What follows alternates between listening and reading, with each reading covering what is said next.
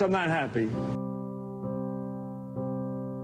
I don't need Elizabeth Warren or the government giving away my money. Calling Mike Bloomberg an oligarch has implications in this country that I think are unfair and unreasonable. I care.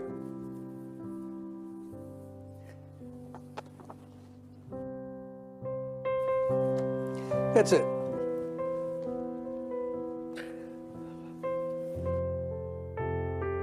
Makes you think of some rich person who got their money off of oil in Russia, who's taking advantage of a broken and dysfunctional system. Bernie Sanders saying, the country's corrupt, our system's corrupt. Be careful about that language, Bernie. You know, be careful. Oh, well, I'm sorry.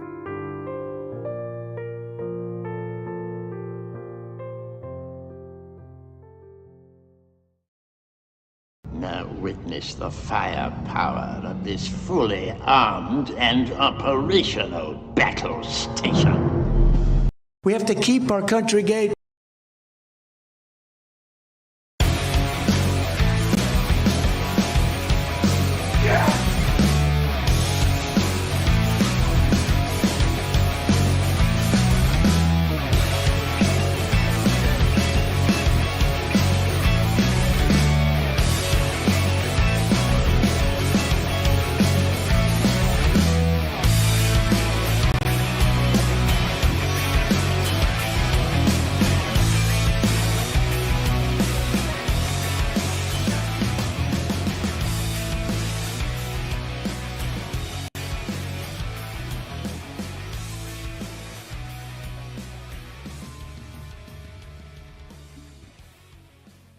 Around the nation, Waldorf Nation. Everybody, welcome to the show. It is Wednesday, and we got a show for you today. Yeah. All right. So, look, we have more details. We're going to talk more about what happened in Tennessee, including what should be the main focus here: gun laws. So, I'm got a couple of stories involving gun laws. I'm going to tell you what Tennessee had been doing prior and will be continuing to do following this horrific tragedy.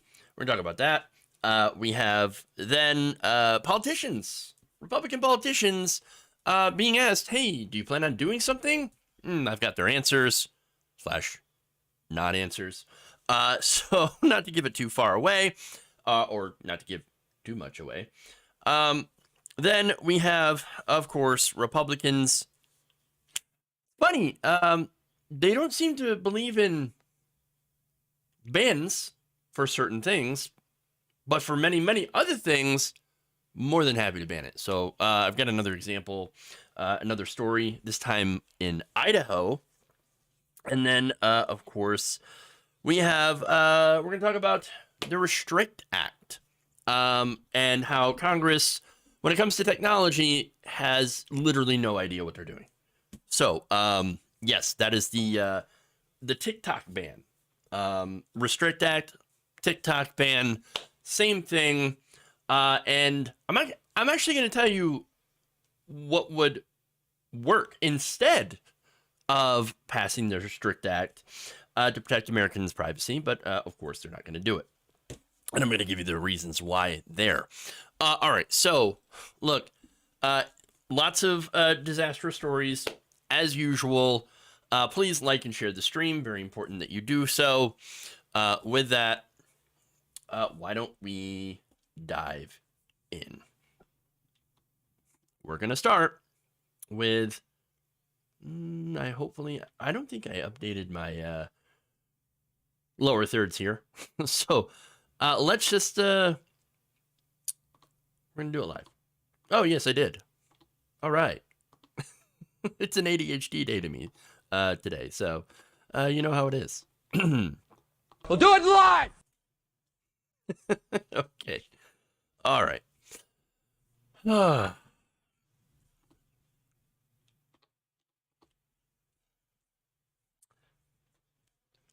Very serious story. Let's get into the Tennessee's gun laws.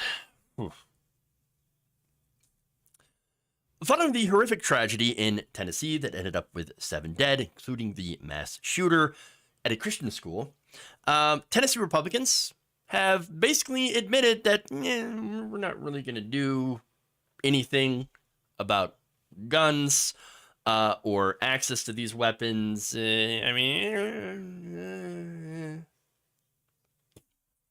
Now, according to police, the Nashville school shooter illegally bought about 7 firearms within the span of a few recent years. So, in fact, according to Metropolitan Nashville Police Chief John Drake, the 28-year-old suspect had purchased these guns from 5 different gun stores located in Nashville. So, this person has armed themselves quite a bit. Legally, of course, because it's Tennessee. So now, 3 of those guns happen to be used during Monday's massacre, which, of course, one of the guns was the AR-15. The other was an AR-style pistol. I'm going to get into more details about that, and then just a regular pistol. So now, the alleged shooter was a 28-year-old trans man assigned female at birth, and he was able to legally purchase those weapons. So now, there's some details about, and it's not a lot of clear details, but apparently there were some, emotional issues, whatever.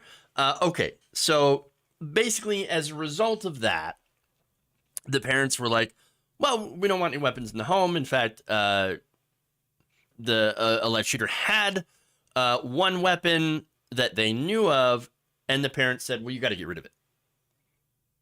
And then, of course, behind the parents' back, the alleged shooter went and bought up a bunch of weapons because he was able to. Drake said investigators spoke to the shooter's parents, who revealed that their child was under a doctor's care for an undisclosed emotional disorder.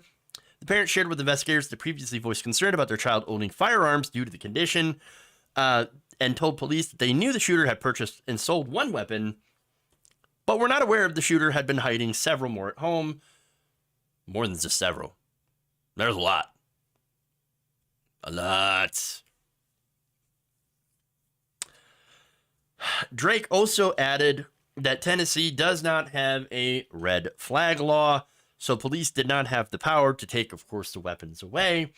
And by the way, the definition of a red flag law basically allows a concerned person or people to make an appeal to a court to temporarily, that's the key, temporarily restrict someone's ability to purchase or own a firearm when there is a concern for their own safety or the safety of others.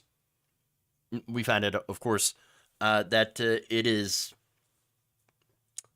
was part of the plan from the shooter to target other places and possibly other family members as well. So now look, the shooter had weapons hidden at home, brought 3 of them with him. One of them was an AR-style pistol called a Kel-Tec Sub 2000. Turns out, pretty popular. Not quite as popular or well-known as the AR-15, but again, pretty popular. Now, this was actually a type of rifle known as a pistol caliber carbine because it fires the same types of ammunition as a 9mm or 40 caliber handgun. Okay, so now what made this even more deadly in this case was the fact that this was equipped with an accessory called a stabilizing brace, which basically enables firing from the shoulder like a rifle, or for the gun to be strapped to the shooter's forearm, which again, also, since it folds up, can help conceal the weapon. Although I guess in Tennessee, it doesn't really matter because it will allow you to carry any sorts of weapons, just about. But also, it does help with accuracy in firing because, shoulder, more accuracy. Okay, so now, that said, under new regulations announced in January by the ATF, such weapons would be considered, are now considered, short-barreled rifles which do require federal registration. Okay, so the thing is, the shooter went and legally purchased these weapons and had them registered. So now, had there been a red flag law, a court order would have revealed the full stock of weapons in their possession for police to be able to confiscate, leaving them, of course, with no weapons in the home. But again, we didn't have that. Not only are there no red flag laws in Tennessee, but also there's just very loose gun laws in general. In fact, Tennessee Governor Bill Lee had in recent years expanded gun rights in the state. In fact, in 2021, Lee signed a bill that would allow people to openly carry handguns without any sort of permit. That was their number one priority, by the way. Number one. They're like, all right, Governor, hey, look, we got control. Well, we're in the great state of Tennessee, and we have got control of the government. What is our first priority? Oh, I don't know. We could maybe deal with some of the poverty, impoverished citizens. We could maybe help out some of our schools.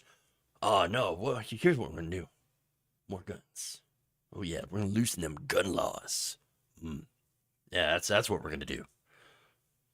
And here's how they did it. The bill, signed by Governor Lee, allows people 21 and older to carry handguns openly or concealed without permits, and allows the same for members of the military between the ages of 18 and 20. Last month, Tennessee Republicans decided that didn't go far enough. We're going to loosen them more.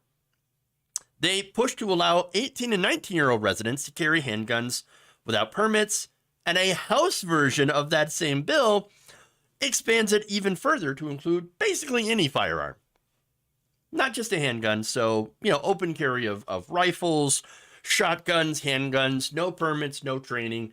Oh, you got a gun? Here you go. Just carry it around. It's not even like OK Corral because they had gun control there. No, it's just basically people walking around as if they're warlords.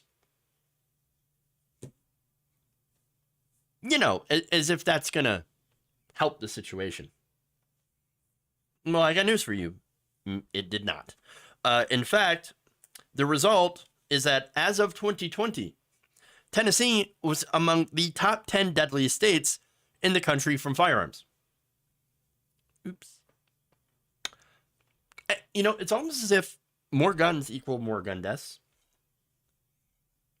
I mean, look, here's the thing about Tennessee, right? So when you're talking about gun deaths per capita, right? And a lot of conservatives want to point to the big cities, Detroit, New York, Chicago. It's like on a bingo card.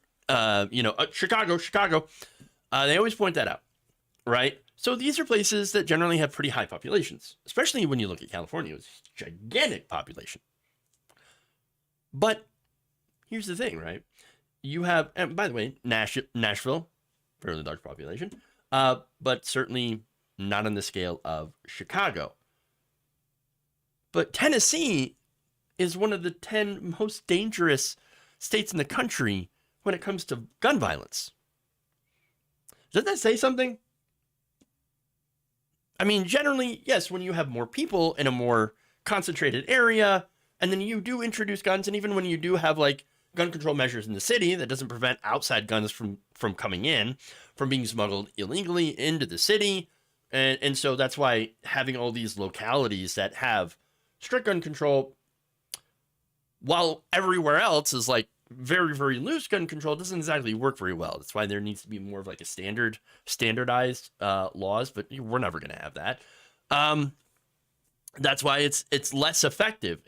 Not saying it's not effective to have gun control laws in the cities, but again, when you have so many people in one area and you do introduce guns in those areas, and there are areas where there is gangs, there is crime, etc., in these bigger cities, especially in incredibly disadvantaged areas, yes, you're going to have higher rates of gun crime because there's just more people packed in those areas.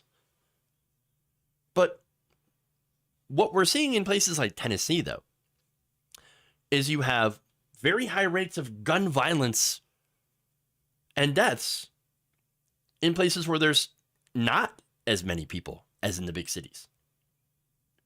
And again, that's got to tell you something here, that maybe gun laws do have something to do with this, with the high rates of gun violence. But they'll never admit it, unfortunately. But look, the right also does argue that, oh man, look, we'd like to do something, about these people with the guns, but they're criminals, and since they're already criminals, and since murder's already illegal, what can we do? I can't do nothing. They're gonna crime anyway. Okay, but nobody's arguing that criminals won't do crimes. The thing that we're arguing for is to make sure that it is a little bit more difficult for criminals to get their hands on high-powered weaponry. Now, does that mean that the average gun owner might have to wait a little bit longer to get their gun? Yeah. I think most people are willing to wait a little bit longer or to go through a more comprehensive background check. Yes, it's a little bit more annoying, but if taking those extra steps ensures that someone who shouldn't have a gun doesn't get one, or it makes it a lot harder for them to get a legal gun, or, they can't get a legal gun at all, well, I mean, that would be better, I would think. But look, that said, I know that there's no magic law that's going to eliminate all gun crimes, and I'm not saying that there is or will be. And of course, we know that we're not going to eliminate all mass shootings. That's not the goal here. The goal is to minimize these incidences. That's it. And look, what Republicans are doing right now, politicians, they're just making it easier by flooding their states with legal guns, making it so that anybody can get a gun pretty much at any time. And look, it's not a surprise that when they loosen gun laws and make more types of guns legal and make it legal for more and more people to carry, you're going to have more incidences where people will purchase guns legally and then use them for illegal acts. In more than 3/4 of the mass shootings that have occurred from 1966 to 2019, perpetrators legally purchased at least one of their weapons, according to data from the National Institute of Justice. So it's not even like legal versus, illegal. Because you're not really a criminal until you do a criminal act. So, you could be planning a criminal act, but who's going to know until you do it? And I would think a lot of the time, the determining factor in whether or not these people are able to commit that crime is to how easy they'll be able to do it and to get the weapons for it. And again, if you allow very, very easy access to some of these very high-powered weapons, well, I mean, what do you think is going to happen? Look, I think the assault weapons ban, had it been still into place, would have stopped this particular shooter from at least obtaining 2 out of the 3 weapons that he had used, which I think might have mitigated some of the deaths. Might have made it so that there were less victims. I don't know for sure, but I could speculate. But here's the thing, though, right? Republican politicians refuse to sign on to assault weapons bans because they say it's just absolutely not going to work. But here's the thing. When it comes to banning stuff, it's perfectly fine in just about every other case except for guns.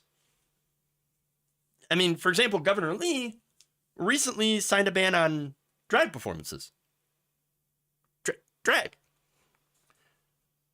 Not only that, but Tennessee has gone after same-sex marriage licenses, interfaith and interracial marriage licenses as well, allowing those to be denied, banning trans women from playing sports or using a bathroom that matches their gender identity. They're cool with handing out bans on that. Now they say, oh, you know what? No, we need these bans. You see, they actually do work because if we ban the drag, we're going to protect the families. We're going to protect the children from the dangers of the gender ideologies. And see, that's what we have to do. That's our main thing. We got to protect people against the wokers, the woke ideologies. That's it. Wait, but woke ideology is not killing children. The real danger here to the children is gun violence. It's literally killing them, leaving them with literal, bullet holes in their bodies. That's not happening at drag shows. Gender affirming care is not killing children. In fact, when it comes to children's lives, trans children are saved by having access to gender affirming care. Republicans say ban that. No, look, it's the guns. I think it's pretty obvious, right?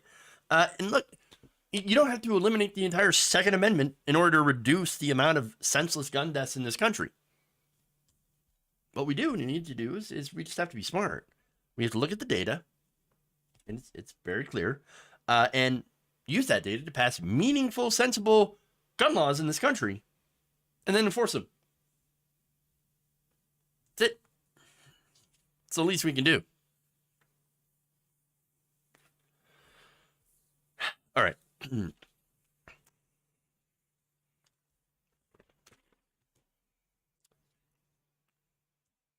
Did I see the 9-minute video of a man confronting Republican lawmakers at the Tennessee Capitol? I did not. But I'll show you what I did see, and that's a lot of Republicans running away.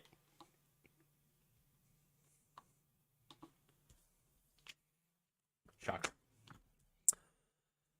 Okay.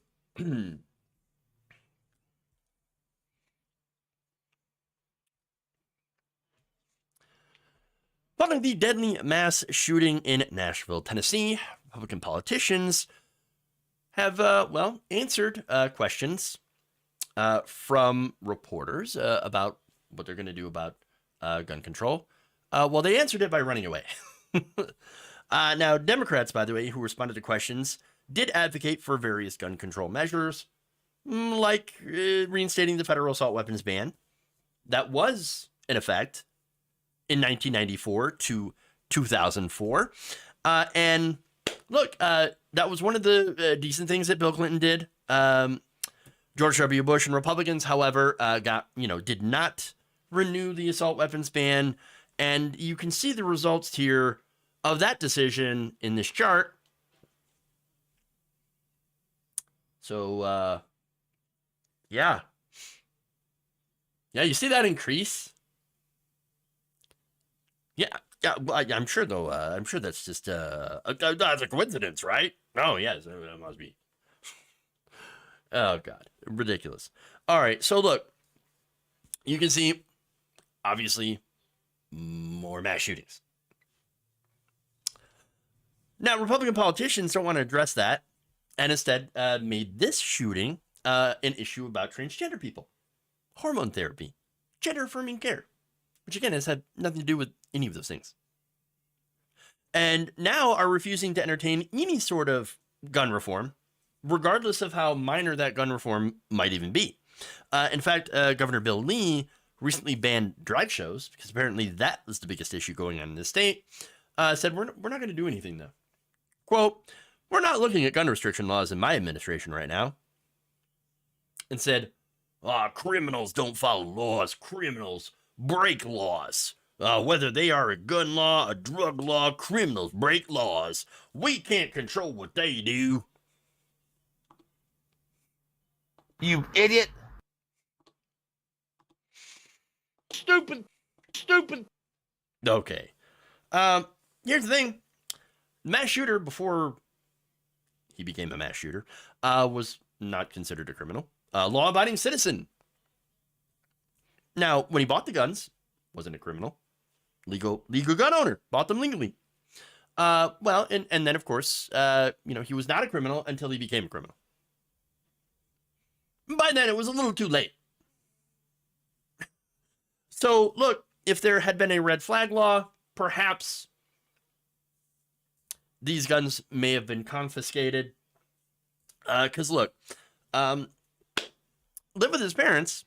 Parents didn't want guns in the house because of a unnamed emotional disorder, or whatever, or emotional issue that this person was dealing with, and so parents said, "Get rid of the gun." Okay, get rid of the gun, and then bought 7 of them. Used 3 of them in this mass shooting. So now there are no red flag laws in Tennessee because of the governor, Bill Lee. Bill Lee expanded gun laws in the state. So yeah, that's what they did. Now, that's his way of basically running away from the issue. Criminal gun law. We can't control what they do. But he's not the only one. There are other Republicans, and I'm going to show you here, that either figuratively and in some cases even literally ran away from questions relating to if they're going to actually do their job and protect their constituents. I've put together a bit of a compilation here. Some of them, watch. You got to deal with what's at the heart of this. It's evil. Some people would say demon possession. You're not going to stop evil. Well, if Joe Biden is interested in reaching a resolution on the issue, let him deal with the southern border. We have drugs coming across the southern border. And this crisis, this mental health crisis that we have in this country, has a direct relationship to our drug laws being loosened. Why not talk about the real issue facing this country in regards to this shooting, which would be mental health? If you're going to talk about the AR-15, you're talking politics now. Let's not get into politics. All right, let's not get into emotion, because emotion feels good, but emotion doesn't solve problems. What happened in Nashville is obviously an incredibly serious situation. Nothing by a response from the Speaker of the House. Do you think you'll speak about that this week? Should there be any gun restrictions at all?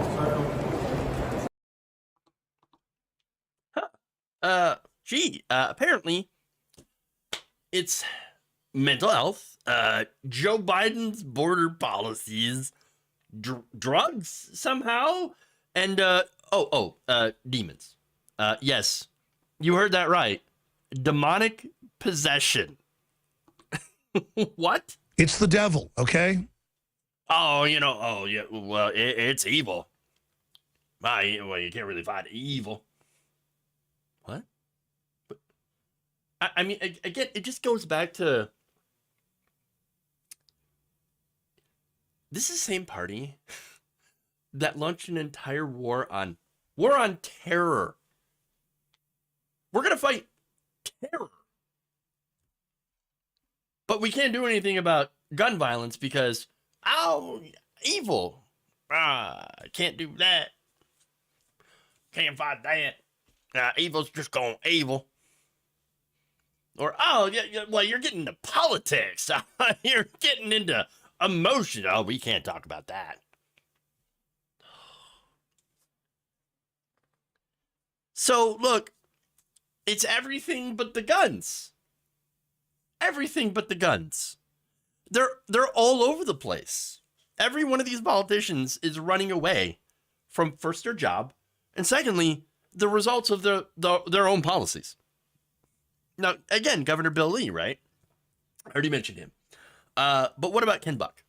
Now, he's the guy that says, it's we got mental health, and then we got Joe Biden's border policies. We got drugs coming over the border. Wait, what does that have to do with mass shootings in the country? I think at one point he mentioned Chicago. But look, here's the thing, right? The border, it's got nothing to do with it. Literally nothing to do with the number of mass shootings in this country. But when it comes to mental health, well, he says, that's the issue. Okay, mental health. Oh, all right. Well, Representative Buck, what did you do about mental health? Turns out last year he voted against 2 mental health bills. And again, with healthcare in general, voted against the vast majority of 40 or so general healthcare bills. one of the bills that Buck voted against is called the Mental Health Matters Act. No, interesting. Okay. Wait, doesn't mental health matter? Apparently not to Ken Buck.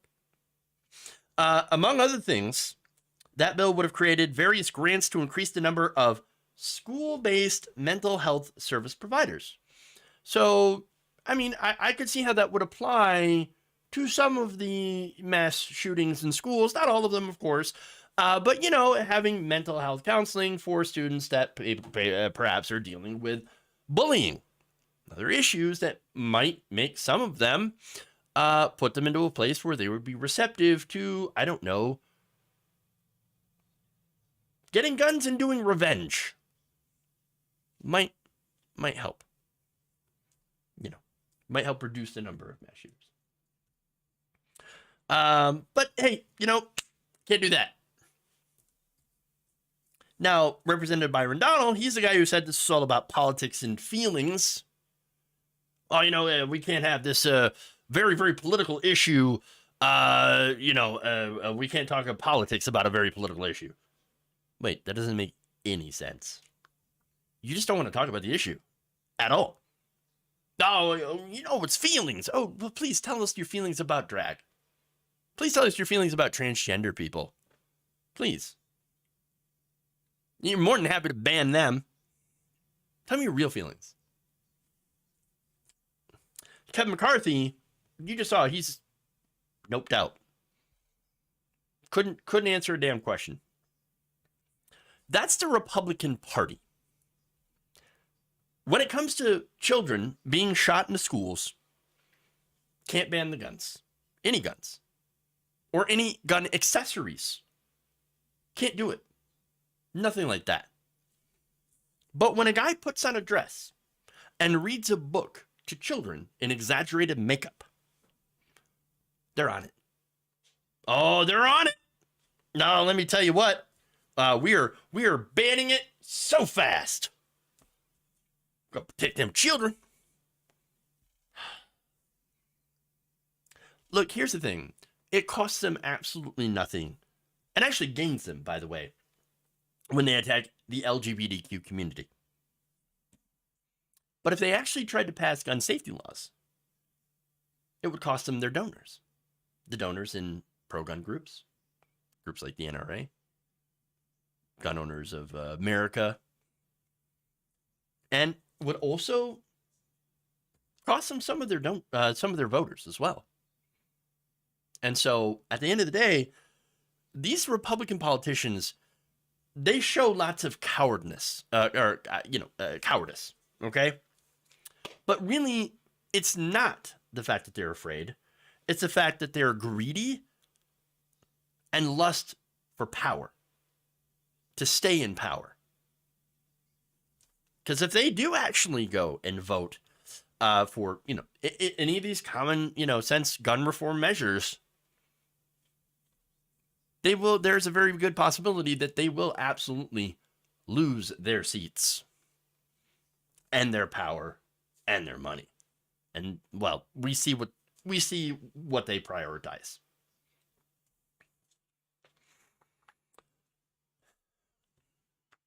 Okay. Moving on. Let's go to more Republican bans. Lovely. But yeah, they can't ban things, so banning doesn't work. Except for every other time Republicans say, we should ban this. All right.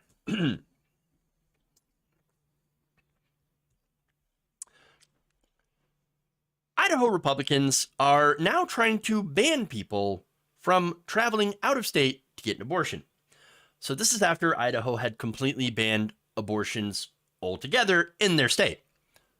So now House Bill 242, which passed through the state house and is likely to move quickly through their Senate, would seek to limit minors' ability to travel for abortion care without parental consent. So basically what they're doing is that this is a ban for minors, and it's a way to do oh, see, we're advocating for parental rights. You see, this is not just punishing teen girls or for getting pregnant. No. We're just we're looking out for the parents. We're looking out for the parents. You see, right. Okay, so now the legislation would create a crime dubbed abortion trafficking, which is defined in the bill as an adult who, with the intent to conceal an abortion from the parents or guardian of a pregnant, unemancipated minor, either procures an abortion or obtains an abortion-inducing drug for the minor. Recruiting, harboring, or transporting the pregnant minor within this state commits the crime of abortion trafficking. So, okay.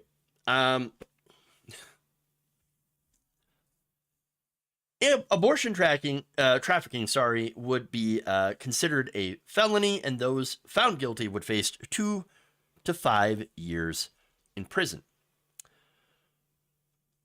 Now, the point that I want to make here, aside from how, again, ridiculous this is the fact that usually these laws target children first, minors first, and then get expanded. We saw that with some of the gender-affirming care, right? Some of the states that ban gender-affirming care for minors have now already started to plan or even introduce banning gender-affirming care for adults. So this is how it starts. And so, look, that said, Idaho has already banned all abortions within the state. And now they're going after, transporting minors in the state with the intention to have them cross state lines to go into a state that does allow them to get abortions. And of course, there's more than just abortions. There's also drugs that induce abortions as well. And it wouldn't be a shock to me to see if they pass this, which is very likely to pass, that they would try to expand it to adults somehow. It is about power and control. Now, of course, there's a lot of issues here, including how would you enforce this, etc. But look, let's get into more of the details, okay? And try to look further into this. Now, the legislation includes a statute allowing the Idaho Attorney General to supersede any local prosecutor's decision, which would preemptively thwart any prosecutor who vowed not to enforce this law. So that's another part of that where it's like, oh, no. If you're a prosecutor, you must do this. You must do this at the order of the Idaho Attorney General. Because we are all about small government here. So, but what this would do, again, is basically means that if you're a family member, like an aunt or a grandparent or your sister or whatever, and you take a pregnant minor across the state with the intention to go over into another state to allow them to get an abortion, or even to get them prescribed medication, you are a criminal now, or will be in Idaho. Now, again, most pregnant people, and again, this would be very tricky to enforce because it doesn't actually say anything about crossing the state lines. It's all about transporting them in state. Most pregnant people in Idaho would be traveling to the border with the intent of crossing those state lines into Washington, Oregon, and Montana in order to get an abortion there. Now, David Cohen, law professor at Philadelphia's Drexel University, whose work focused on constitutional law and abortion policy, talked to HuffPost. Here's what he said about this. Quote, technically, they're not criminalizing people driving in Washington state with a minor. The crime is the time someone is driving the minor in Idaho. They're going to say that what they're doing is just criminalizing actions that take place completely within Idaho. So that, of course, is to sidestep one of the concerns, right, brought up to the Supreme Court when they struck down Roe v. Wade, which is protecting interstate commerce. Oh, no, yeah, of course we're going to protect interstate commerce and, people being able to freely cross the borders and all that. So it's not, and so Idaho lawmakers, they looked at this and they said, you know what? We're going to have a problem with the Supreme Court if we ban them from crossing state lines. So we're just going to criminalize them here. Ah, I see. In practice, they said that what they're criminalizing is the person that is helping the minor. So, look, now one of the sponsors of this bill also spoke to HuffPost. This is State Representative Barbara Ahart. Sorry. And basically said plainly that the intent of the legislation is to limit minors' ability to travel out of the state without their parental consent. Quote, it's already illegal to get an abortion here in the state of Idaho. So it would be taking that child across the border, and if that happens without the permission of the parent, that's where we'll be able to hold accountable those that would subvert a parent's right. Look, I get the whole argument about parents' rights, but at the same time, if you have a parent that refuses to let a 12-year-old who's been, raped or and that, one of the worst case scenarios, or, obviously got pregnant another way, and don't want to be pregnant. Well, look, if this minor doesn't want to have this, be forced to have this baby, and tries to go and get an abortion somewhere else because it's illegal in Idaho, I mean, that's a horrible situation. It is a horrible situation. And so, look, when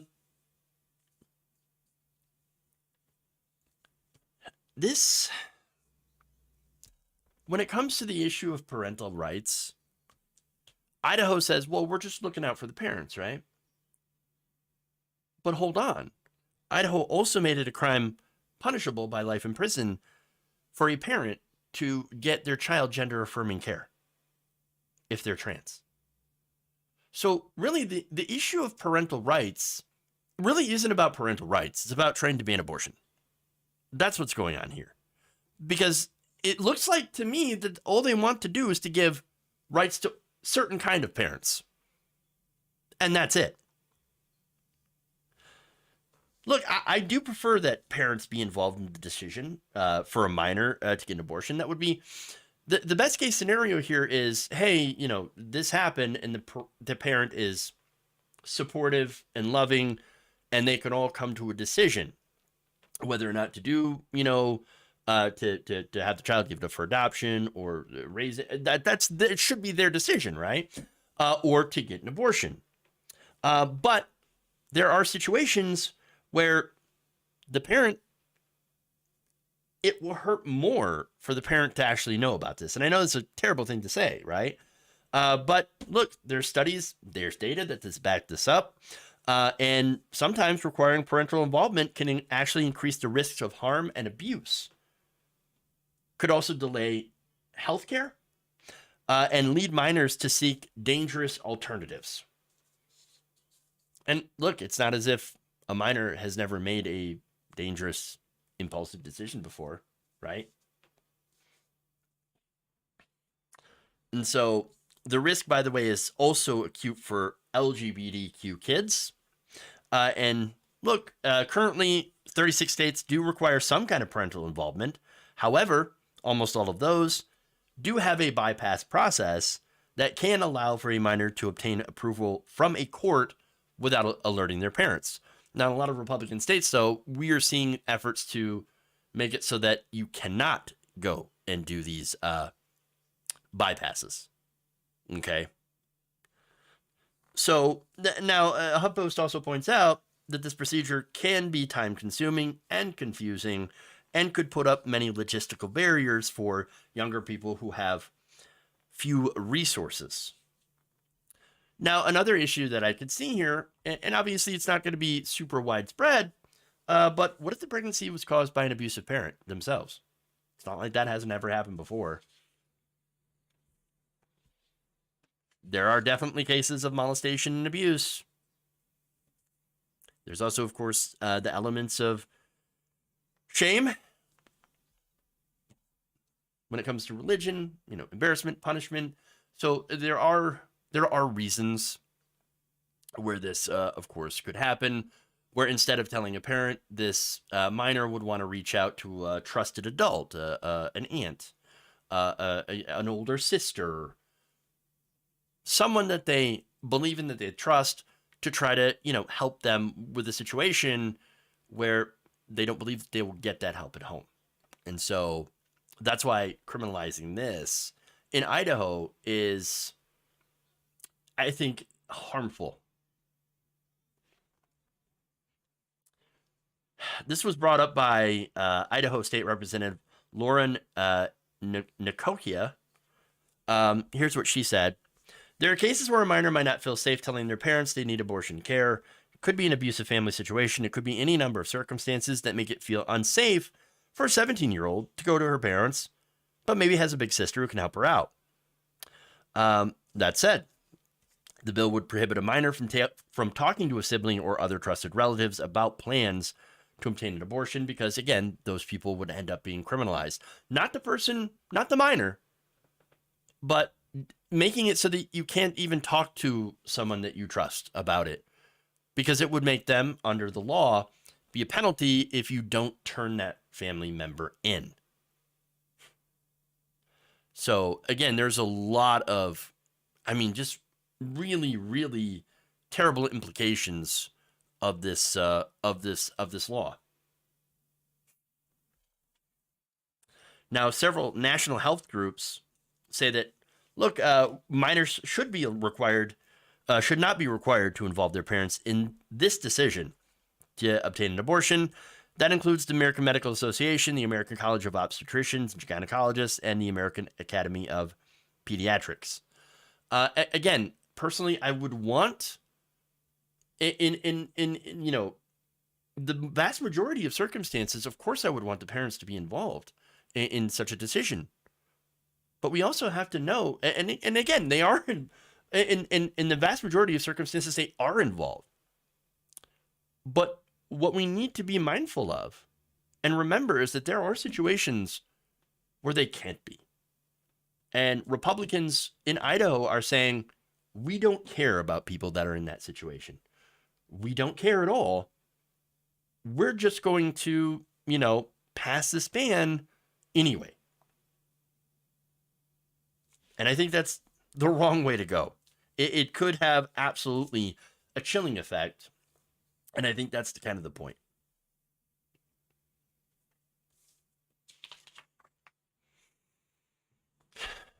Okay.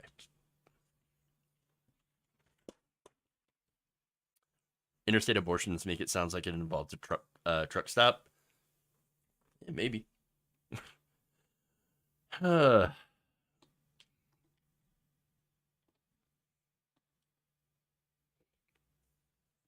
Okay.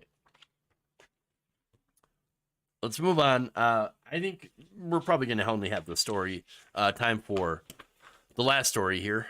And that is how Congress has no idea what technology is and how it works. And they're bad at it. Somebody really needs to educate these politicians on technology. But anyway. All right, S Bloom 85. I'll switch it. I was in a hurry.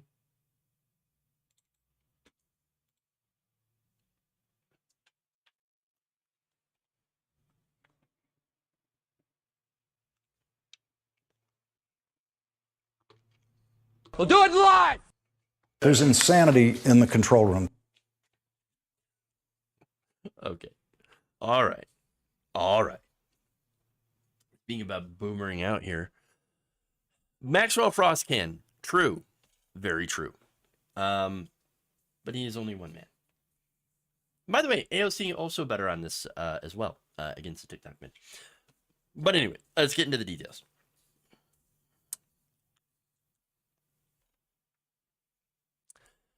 Congress has recently proposed a ban on TikTok. Now, it's not just a ban on TikTok. There's a bill actually known as the Restrict Act. And, of course, banning TikTok would be the main part of it, but it would actually have impacts on other things that would not be so good. Let's go to the details. According to digital rights experts, speaking to Motherboard, that bill, the Restrict Act, contains some insanely broad language that could lead to other apps than TikTok or communication services with connections to foreign countries being banned in the United States. So now, look, I'm going to go through some of the details because there's a little bit of confusion involving this. Now, the Restricting the Emergence of Security Threats That Risk Information and Communications Technology, or Restrict Act, is bipartisan, being led by Senators Mark Warner and John Thune. Under this Restrict Act, the Department of Commerce would identify information and communications technology products that a foreign adversary has any interest in or could pose an unacceptable risk to national security. So now look, is there a legitimate issue when it comes to national security? Sure, yes. Okay. Now, who do they consider in this bill to be a foreign adversary? Well, you're not going to be surprised. China. Cuba. Iran. North Korea. Russia. And, of course, in Venezuela. So very, very specific countries that they would ban any communications to. But again, they're saying, well, but it's only stuff that has a risk of national security, right? But wait a minute, what about all the other countries? And by the way, all the other companies that are U.S. based that hoover up our data. I mean, if this is all about collecting personal data about American citizens, and the whole point is to protect American citizens against data being kept by the Chinese Communist Party, I mean, wait. So this data collection for them, not okay. The United States and all these multinational corporations, they can suck up our data all day, is what I'm saying. Oh, as well as the NSA. So they can have all that data. But it's dangerous when it's the Chinese. I see. How about nobody gets our personal data? Wouldn't that be nice? But so here's the thing, right? Again, the point of the bill is to ban these apps or whatever from collecting this personal data. And yet, again, as I mentioned, this ignores Facebook, Twitter, Google, and any American or multinational corporation outside of those countries that I, put on the list here to collect our data. I think that's pretty disturbing. But outside of that, the bill also could have implications not just for these social networks like TikTok, but potentially VPNs. So what do I mean by that? Well, Will Mary Escoto, U.S. policy analyst for digital rights organization Access Now, told Motherboard in an emailed statement that many individuals and organizations, including journalists, activists, and human rights defenders, use VPNs to protect their online activity from surveillance and censorship. Notice that the right wing, a lot of them are like, we got to stop the censorship. We're going to stop being 1984. But are completely fine with this bill and banning TikTok. Very strange. Now, the Restrict Act, according to Escoto, would expose these groups to monitoring and potential repression from governments, which would have or could have a chilling effect on free speech and expression. Free speech warriors, where are you?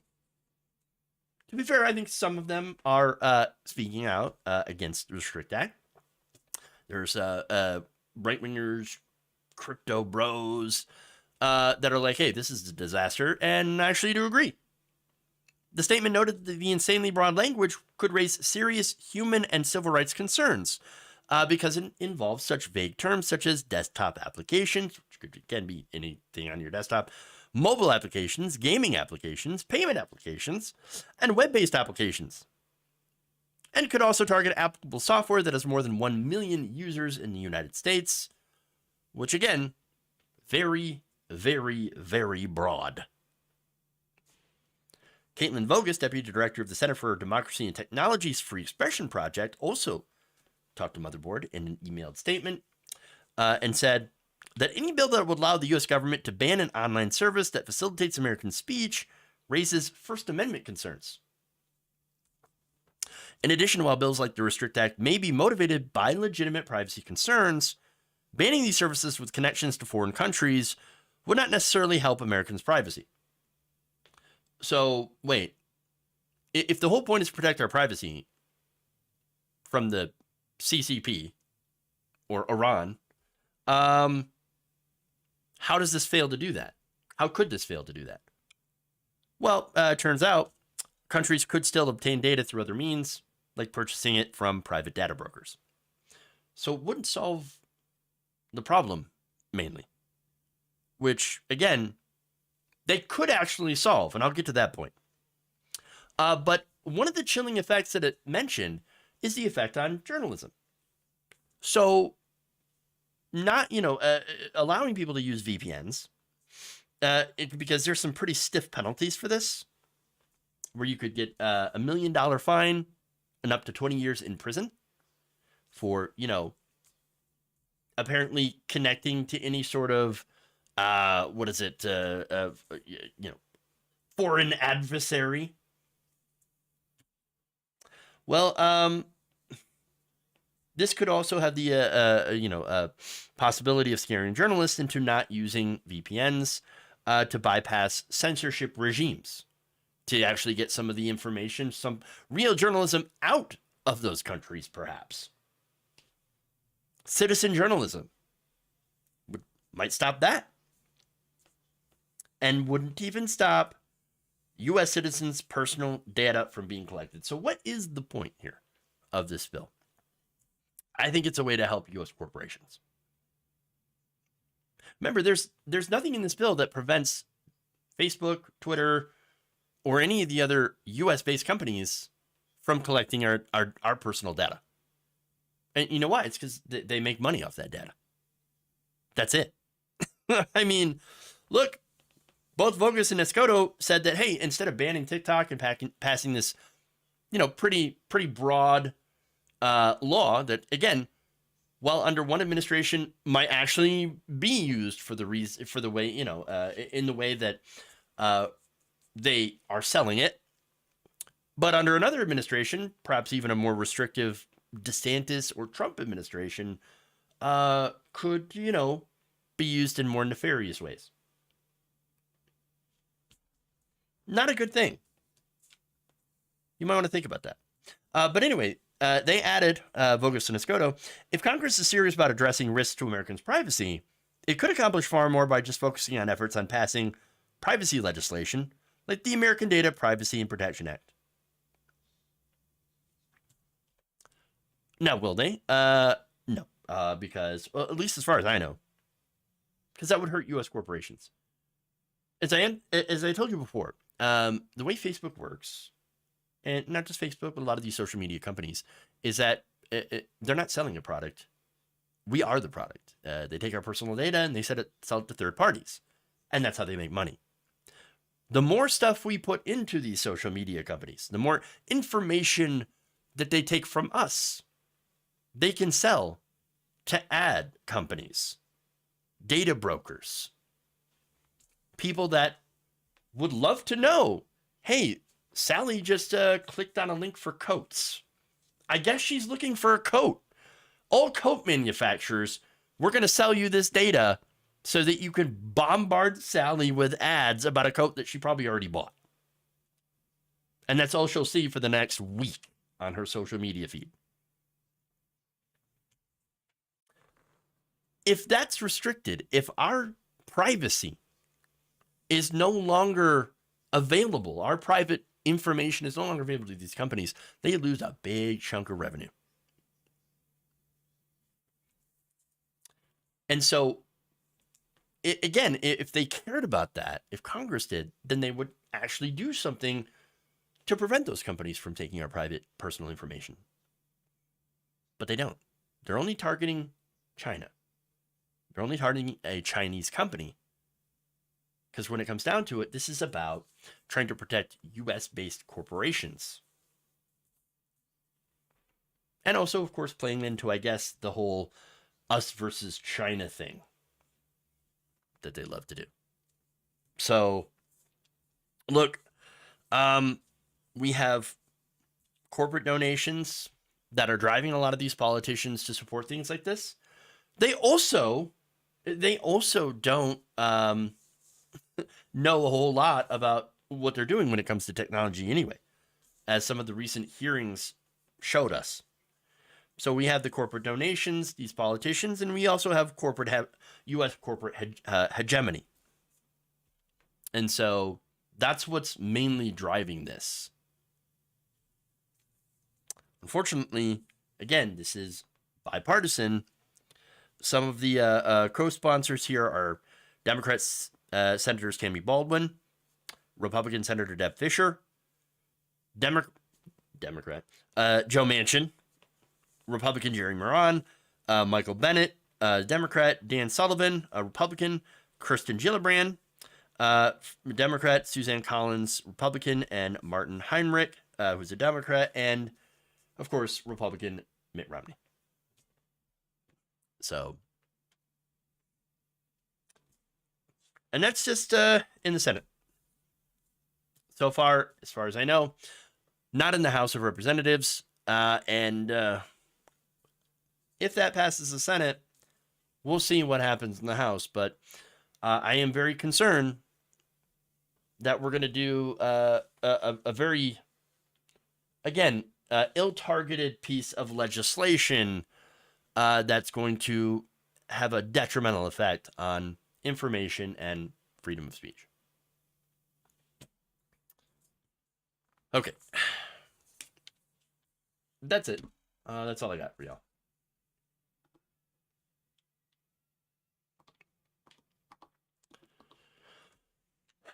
Okay. Please like and share the stream if you haven't already. Very important that you do so. Like and share the videos as well. Let's go to Super Chats on YouTube and member comments, of course, as well. Gabby Mathis, thank you for gifting 3 Waldorf Nation memberships. Really appreciate that. LL, I read that earlier, but thank you for the very kind $10 Super Chat. And Gabby, again, with the very kind $20, spending SSI as long as I have it. Well, thank you very much. I appreciate it. Don't spend too much. Always make sure to take care of yourself and your family's needs before this, but I'm sure you already know that.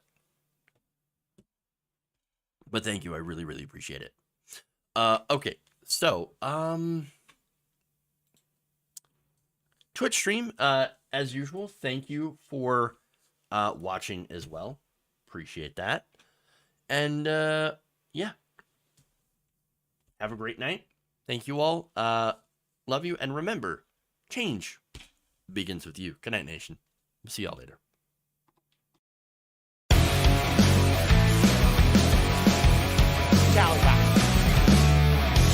Tighten up my knees. I like my knees tight.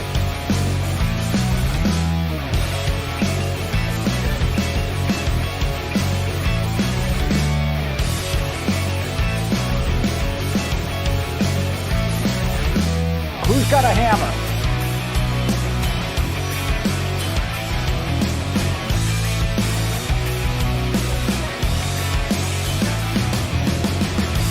It's not a salami sandwich. Disappointed! They want to make you drink Starbucks every day from now until forever. They're kicking me out the door. They're kicking me out the door.